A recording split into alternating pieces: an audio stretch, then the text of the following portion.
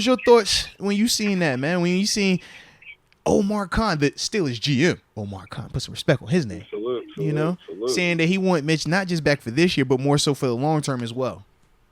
I mean, he might. It's so many other factors in terms of the quarterback position that might be going into that. He's a good guy, family guy.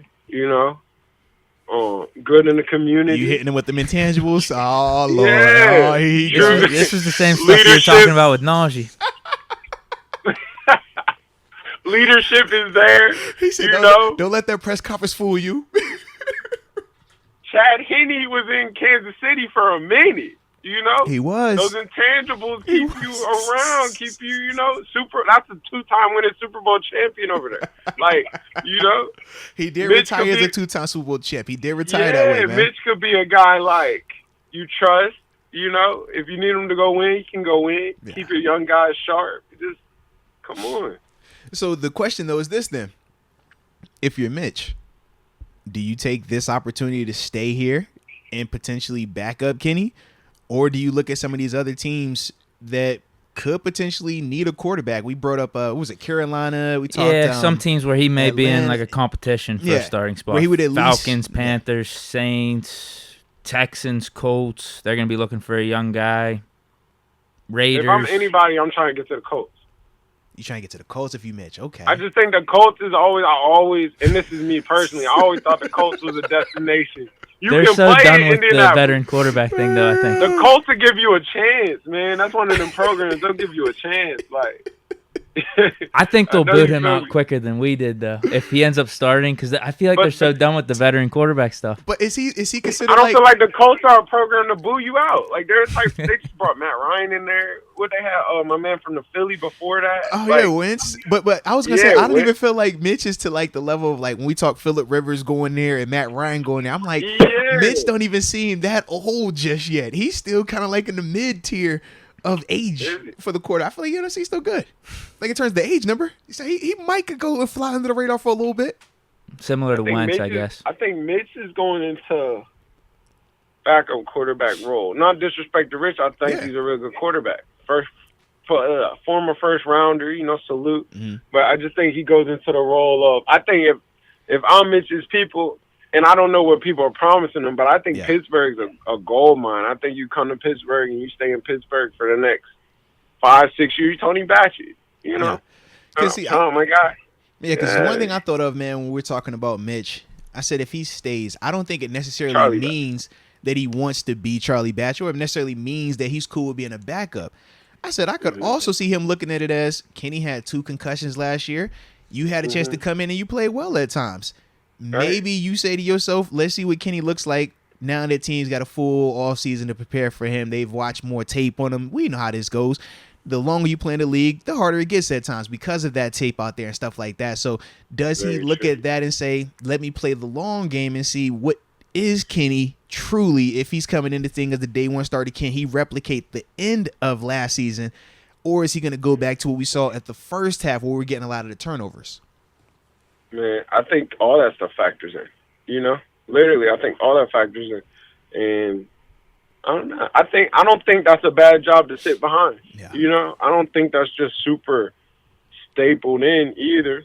And that's kind of the part. Yeah, we was looking at like how confident do you feel with, and not even from like just a fan perspective, but like if you're the organization, how confident are you that it is truly Kenny? Or if you're Mitch, are you saying like, man, we know what they say publicly, but I also know how they interact with me. I know how they look at me in here. Why is that? What are they trying to tell me? Could it be a situation like that? I think if that's what they're talking to you, then I think you listen to that, I don't know if we don't know those conversations in there. You're right. So we can't say what we think or what we don't know those conversations. It's when he said long term, man. Me and Deke both, our eyes perked up, our ears perked up, eyes went wild when he said we want a long term too. It was like, huh? It was that means they like something. It's something that they like. That's what I'm saying. Like what is it? Yeah, because they don't do the long term. As much as we joke and you joked about it, like those intangibles are a big deal. You're good in the community. Yes, you're a good person. Like You're a family person. You're like these things count. TG, come on, bro. Who you talking to, bro? You know what time it is, man. You better keep the family in the community, bro. You better hug them babies, sign them autographs, bro. You know what time it is, man. Yeah, I think we laugh and minimize those intangibles. Like, no, those are major intangibles. You know, those are literally like career changing intangibles. Like, no, me and Vic, that's what our argument was just about. It's funny to say not to keep bringing them up, but we literally just argued over that. And it's like, no, intangibles like that are extremely important. You need guys like that on your team. You need glue guys. You need guys that keep the structure. And you need a quarterback that if something happens, he can go in there and make it happen and win you some games. Get me out of the stadium. Yeah. You know? So I think he's an elite too. I'm not sure he gets a starting role right away. I'm not sure he can go somewhere else and just go into a starting role. This draft's coming up, you know. It's a lot of different moving variables. I don't know if there's an opening. You said like Carolina. I don't think Carolina will be a starting role. Yeah, it all depends on how they view Mitch. Do they just want to go younger, even though they may think Mitch is better than some of these younger quarterbacks or maybe some of the other free agents out there that they could bring in? That you're right. You know, and it's hard to go against the youth. The youth always seems like they're going to get the nod up. And it's cheaper. You know that. That's the other part. It's cheaper. That's really a big part of it. You know what time it is. You know exactly what that is. Mitch isn't the most mobile quarterback out here. Yeah. And at the end of the day, everybody wants what the Super Bowl was. Everybody thinks that's the prototype. Yeah. So you just watched a Pat Mahomes have a big run in the Super Bowl. You want something like that. Yeah. You know, you might not get the big arm, but you're like, I need something that can move and run and do what I needed to do. You know, I just seen Chicago double up on Justin Fields. Like, we're going to double up and do that. So it's like the day of I don't see Mitch as a mobile quarterback. Like, to me, he's a true drop back, get it done guy. Yeah. I think that's he's got some underrated speed though, I'd say. Underrated. Like, you know, I'm not against Mitch. I'm not a Mitch guy, but I'm not against Mitch. I think he's a good person for your team. Okay. No, I agree with you. And to your point with the whole glue guy stuff, team guy, like he was just with Kenny, the dude that took over his job this year down in Florida, training with him and all the receivers. And then Omar Khan even brought up too, like you were saying, like, hey, just to have that guy in the locker room for a young quarterback. Think Ben coming in his rookie year, he had a Tommy Maddox, he had a Charlie Batch.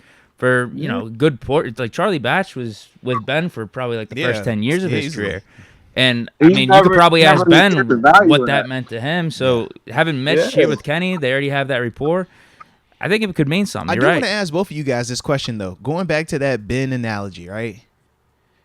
When Charlie was his backup, Charlie never had the opportunity to compete against Ben to be the starter. Tommy Maddox. Did he ever, like, a legitimate, hey, this is an open competition, like how it was worded when it was Mitch and Kenny? No, because Ben came in rookie. He was like third on the depth chart. Okay. I think Batch was hurt, so Ben got moved up to second whenever that season started. Then Maddox got hurt, and we put Ben in, and then the rest was history. Yeah, because that's my only thing. I feel like this dynamic, I don't know if it's the same as Charlie and Ben, because those two guys never had a direct head-to-head where Mitch was viewed as the guy who won the competition, put air quotes on that thing.